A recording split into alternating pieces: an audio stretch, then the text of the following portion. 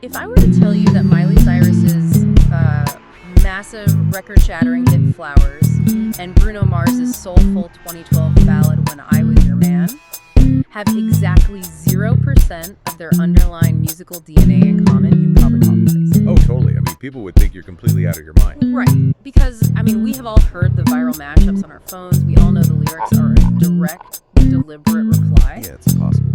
But today, we are taking a metaphorical sledgehammer to the drywall of modern pop music. We are looking past the internet gossip, past the very public legal drama, and we're going to look strictly at the architectural blueprints of these two songs to answer a fundamental question. Which is, musically speaking, are these really the same song? Exactly. Welcome to this deep dive. Our mission today is to just deconstruct the sheet music, the production layers, the rhythmic framework of both tracks, and prove that, our ears are actually being tricked. It is a fascinating structural illusion to unpack. The cultural narrative has so heavily linked these two pieces of music that it becomes almost impossible for you, as the average listener, to separate them. Yeah, they're glued together in our heads. Right. But when you lay the actual production stems and the musical theory side by side, a completely different reality emerges. And the cultural narrative was just inescapable.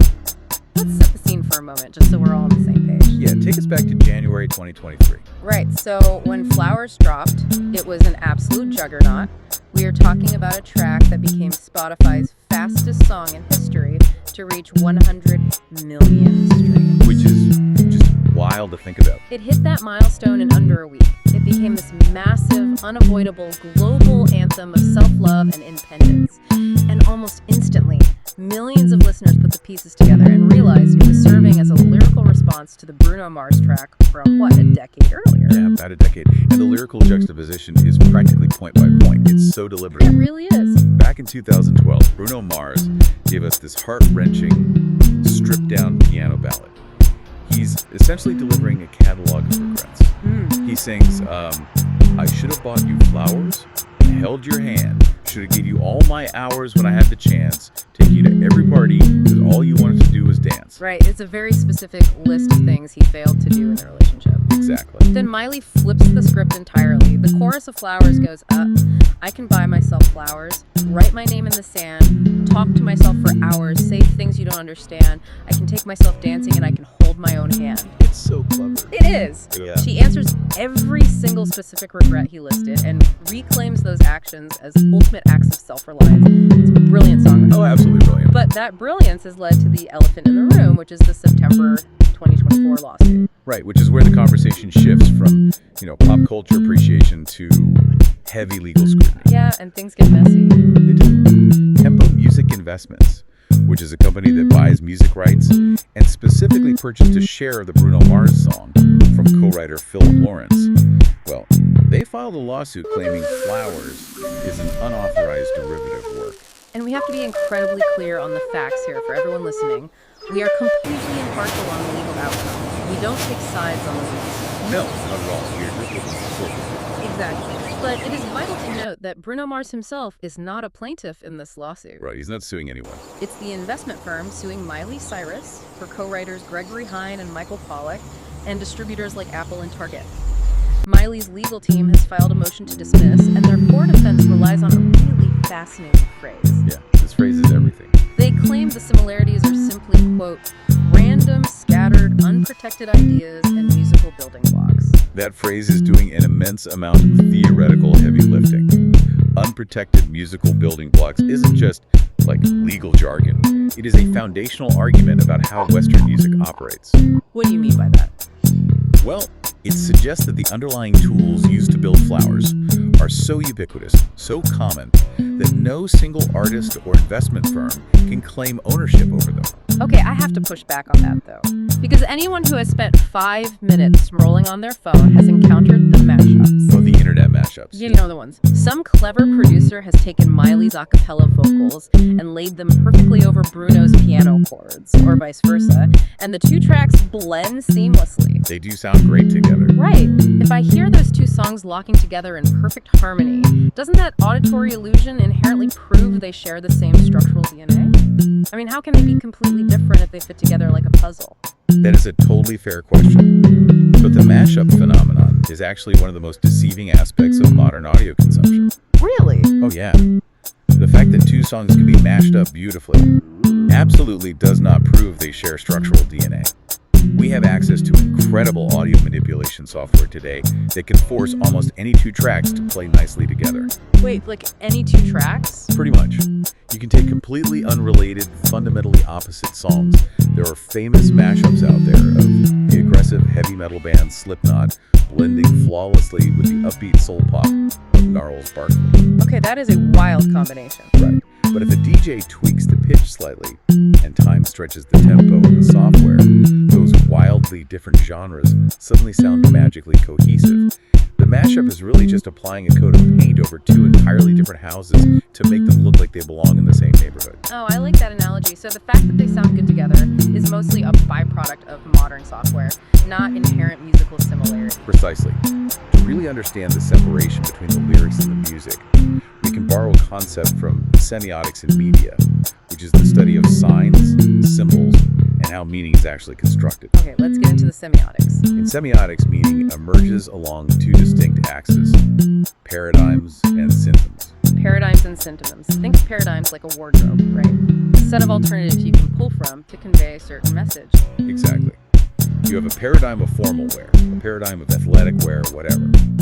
In songwriting, the lyrical theme of regret over not buying flowers versus the theme of empowerment by buying your own flowers, well, that is a shared paradigm.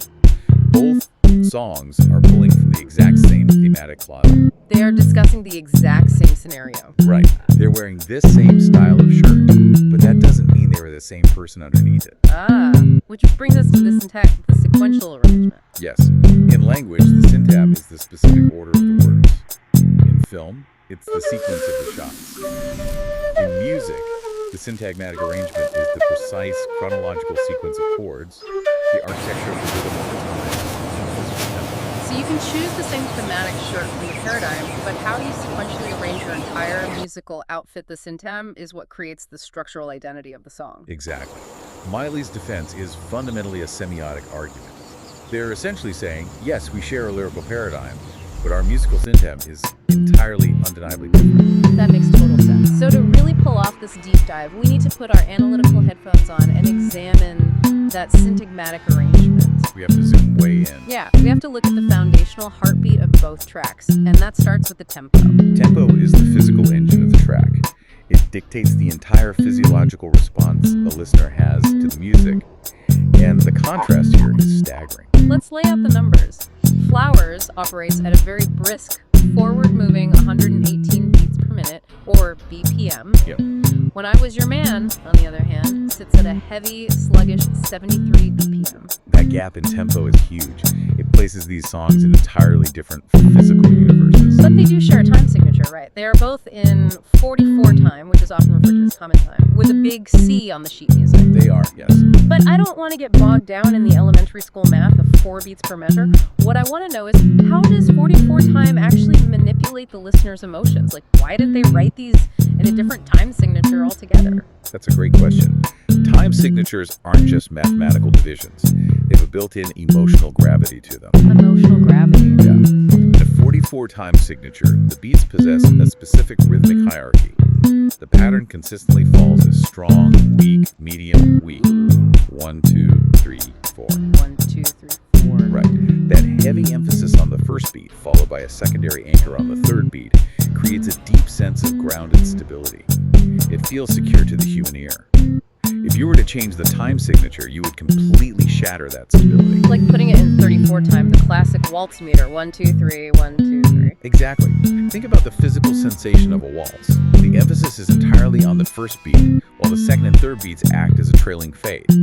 It creates a rolling, cyclical, almost dizzying feeling like you were literally spinning around a room. Oh, that makes sense. Or consider 68 time, which groups notes into rolling triplets, 1, 2, 3, 4, 5, 6. It creates a flowing, cascading, oceanic texture. So 44 is really about staying grounded. Completely. If you take a grounded 44 song and shove it into a 34 waltz, it loses all of its power. Think of Queen's We Will Rock You.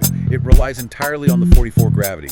We will, our law seek you. stomp, stomp, clap on beats 1 and 3. Right, stomp, stomp, clap. If you force that into 34 times stomp, clap, wait, stomp, clap, wait, it completely ceases to be a stadium anthem. It becomes a lopsided, awkward jig. That paints a really clear picture. So the 44 times signature provides the necessary stability for both of these pop songs. It's the vehicle. Yes, the foundational vehicle. But because of that massive BPM gap, that 45 vehicle is driving on a completely different emotional highway. Think about the 73 BPM of Bruno's track.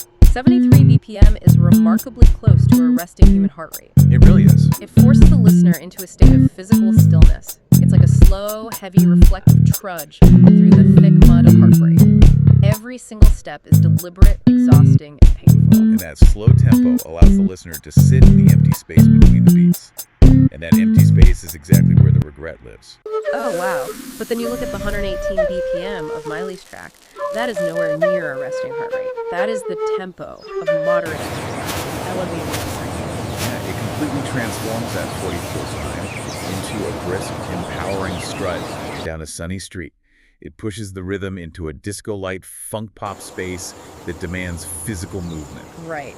Bruno's tempo forces the 44 container to remain a stripped-down piano ballad, while Miley's tempo demands you get up and dance. The physical momentum is entirely opposed.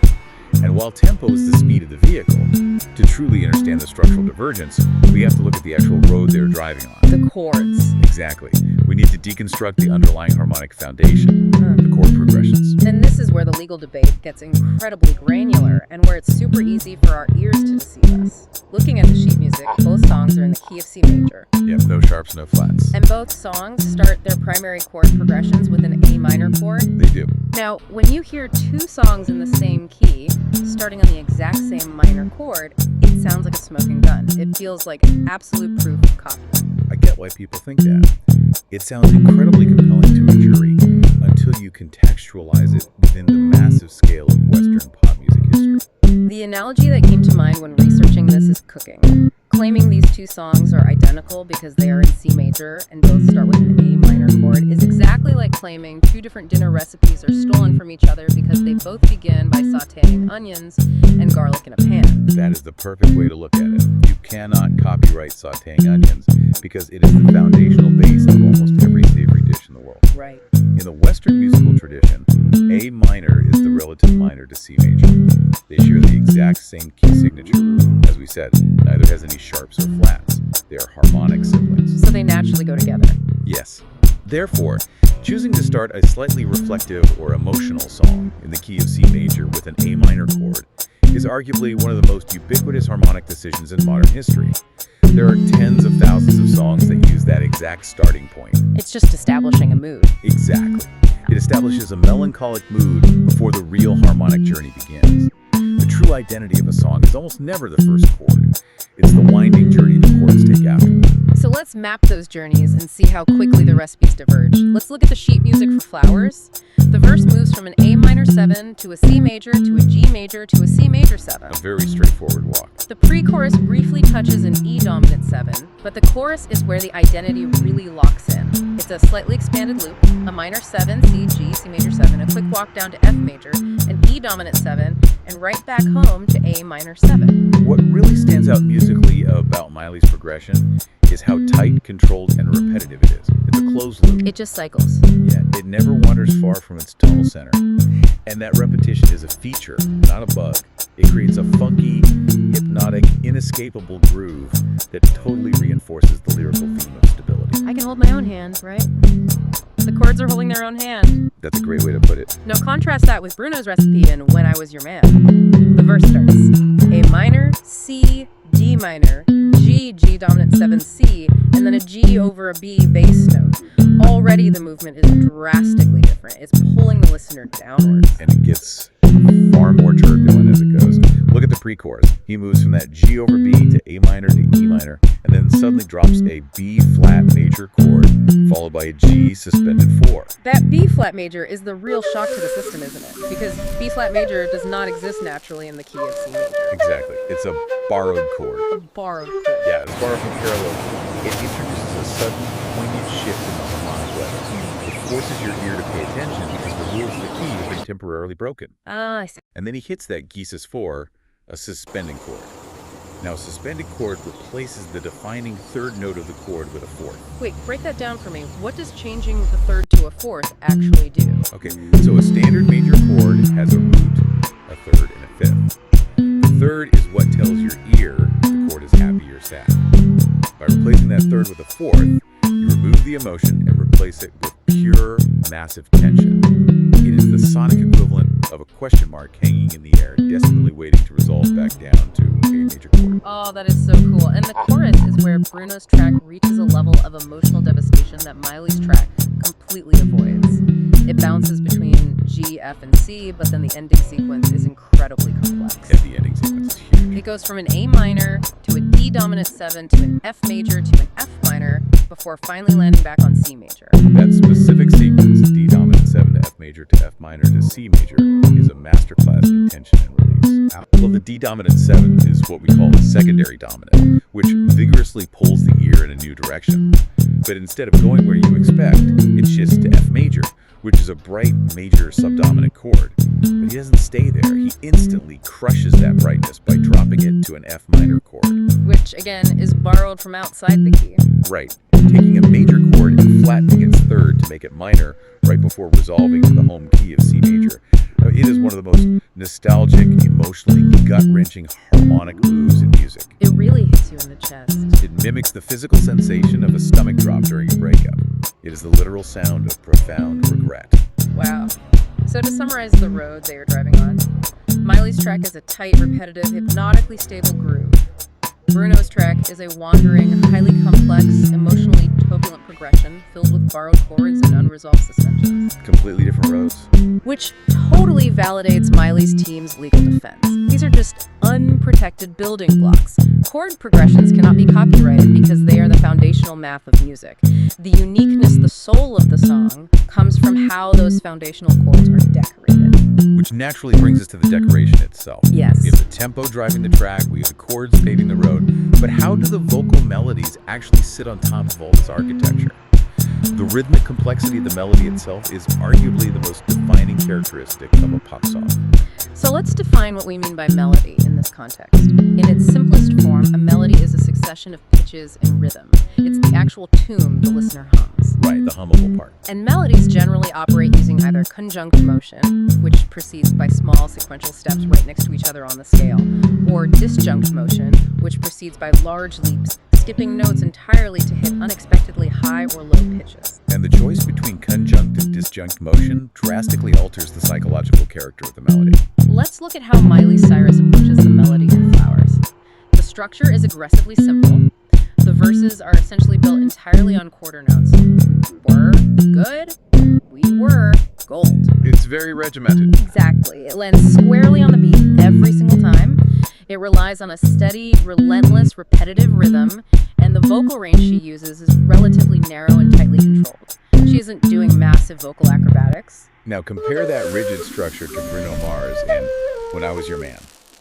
Bruno's melodic structure is vastly more rhythmic and chaotic. How so? It utilizes heavy syncopation where accents of his vocal delivery fall off the beat. He lands in the unexpected spaces between the piano chords, and he makes incredible use of his exceptionally wide vocal range. He jumps from a low G3, which is practically the bottom of his comfortable chest register, all the way up to a soaring, strained high C5. That is a huge leap. I love looking at the why behind these choices because form follows function in great songwriting. These melodic choices aren't just random flexes of vocal ability. No, they're deeply intentional. Bruno's complex, leaping, highly disjunct melody actually mimics the erratic, desperate pleading of a heartbroken person. The melody jumps around wildly because his internal emotional state is jumping around wildly. He is psychologically off balance, and so his melody is musically off balance. It is a brilliant translation of emotion into pitch, and Miley's melody accomplishes the exact opposite. Her steady, quarter note, conjunct rhythm reflects absolute stability. It is the sonic embodiment of confidence and unwavering self-reliance. She knows exactly where she is. Yes, she isn't leaping around desperately searching for a note. She is planting her feet firmly on every single beat, declaring her independence. It's the difference between someone pacing frantically around a room in a panic and someone marching steadily and confidently down the sidewalk. To understand the deeper mechanics of this, we can look at the concept of phrase rhythm, heavily explored by music theorists like William Rothstein. Phrase rhythm examines how the manipulation of musical sentences, the length and structure of a phrase, creates deeper psychological meaning for the listener. A fantastic example of this in pop music is Seal's iconic track, Kiss from a Rose. Oh, that is a brilliant track to bring up. How does phrase rhythm operate in Kiss from a Rose? Okay, so in standard pop music, the listener is trained to expect highly predictable 4-bar phrases. 4 measures of music happen, the thought completes, and the next phrase begins. It is perfectly symmetrical and easy for the brain to digest. Very neat and tight. But in the verses of Kiss from a Rose, Seal purposefully uses a 5-bar phrase. An odd number. Yes. It creates a wonderful, disorienting ambiguity. Your brain expects the musical sentence to resolve at bar 4, but it hangs on, floating for 1 extra measure. That elongated phrase rhythm creates intense tension, a feeling of yearning that perfectly matches the romantic desperation in the lyrics. I see exactly how that applies to our 2 tracks. Bruno Mars uses his melodic and rhythmic complexity, the syncopation, the unusual rests, the leaping intervals to keep the listener emotionally off balance, much like Seal's extended 5-bar phrases do. Exactly. He purposefully subverts your rhythmic expectations because he wants you to feel the instability of his regret. And Miley Cyrus, on the other hand, strictly adheres to highly predictable, rigid phrase rhythms. 4 bars, 4 bars, 4 bars. She uses that unyielding predictability to ground the listener in her self-assurance.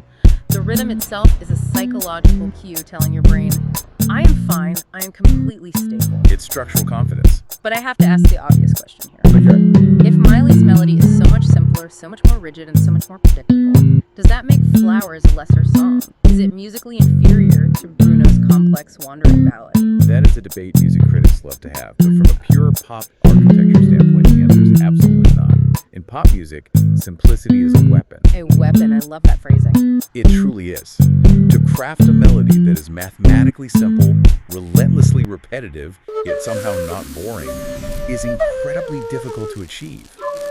That rigid quarter note structure is exactly what turns Flowers into an inescapable earworm.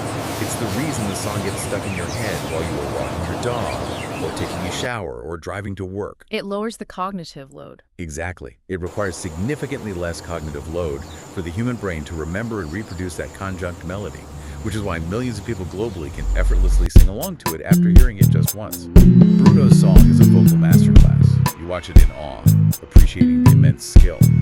But Miley's song is an anthem. It invites you to actively participate. So we have the tempo driving the car, we have the chords paving the road, we have the melody acting as the steering wheel. But what about the actual vehicle itself? How does it sound when it hits your eardrums? The production. Yes. This leads us to the final and perhaps most massive structural difference between the 2 tracks. The production texture and how the song was actually built in the studio. This is where we completely leave the sheet music behind. Sheet music only tells you what notes to play. Production texture tells you what those notes actually sound like. If you throw on a pair of good headphones and listen to When I Was Your Man, the production is incredibly, purposefully minimal. It is essentially just Bruno's raw vocal and a single piano. That's it. Nothing else in the mix. It sounds like it was recorded live in a smoky, empty piano bar at 2 in the morning. You can actually hear the audible background noise of the room. You can hear the mechanical squeaks of the piano pedals being pressed. It's designed to feel painfully intimate and entirely unpolished. By stripping away all other instrumentation, the production forces your brain to focus entirely on the raw emotional delivery of the vocal. There is nowhere for the ear to hide and nowhere for the singer to hide. But Flowers is a different beast entirely. It is a modern, highly layered, meticulously engineered pop track. It was crafted by Kid Harpoon and Tyler Johnson, the exact same production duo who shaped Harry Styles' massive retro pop sound on Harry's House. To really understand the sheer complexity of how Flowers was built, we can apply the functional layers theory of pop music. This is a brilliant analytical framework developed by theorists like Alan Moore and Megan Lavengood, which breaks down a pop track into specific functional roles to see how the sonic environment is constructed. Okay, let's run both tracks through that framework. The first layer is the explicit beat layer, right? Yes. The explicit beat layer is whatever clearly articulates the meter and the rhythmic pulse of the song. In Bruno's track, there is absolutely no explicit beat layer. There are no drums, no percussion at all. The rhythm is entirely implied by the striking of the piano keys. But in Miley's track, the beat layer is doing a massive amount of heavy lifting. It features these heavily gated drums, and the producers utilized sidechain compression. That's a huge element. Yeah. It's a mixing technique where the volume of the bass instrument is briefly ducked out of the way every single time the kick drum hits. It creates this physical, pumping, breathing rhythm that you can actually feel in your chest. And then when the chorus hits, the kick drum switches to a driving 4-on-the-floor pattern, hitting simultaneously with the snare to violently bring the energy up. And there's a brilliant, subtle production detail hidden in that explicit beat layer. Yeah. When the chorus drops, there are no cymbals. Wait, really? No cymbals at all in the chorus? None. In 99% of pop songs, a chorus explodes with a massive crash cymbal to signal a big dynamic shift and widen the sonic spectrum. By actively omitting the cymbals, the producers keep the explicit beat layer incredibly tight, dry, and funky, rather than letting it wash out into a typical pop rock explosion. It keeps the groove strictly contained. That is incredible restraint. Okay, what is the next functional layer? The functional bass layer. This provides the low-end harmonic foundation and locks in directly with the beat layer to create the groove. Since Bruno's track has no bass guitar, he relies entirely on the pianist's left hand to provide those necessary bass frequencies, which keeps the groove tethered to the melody.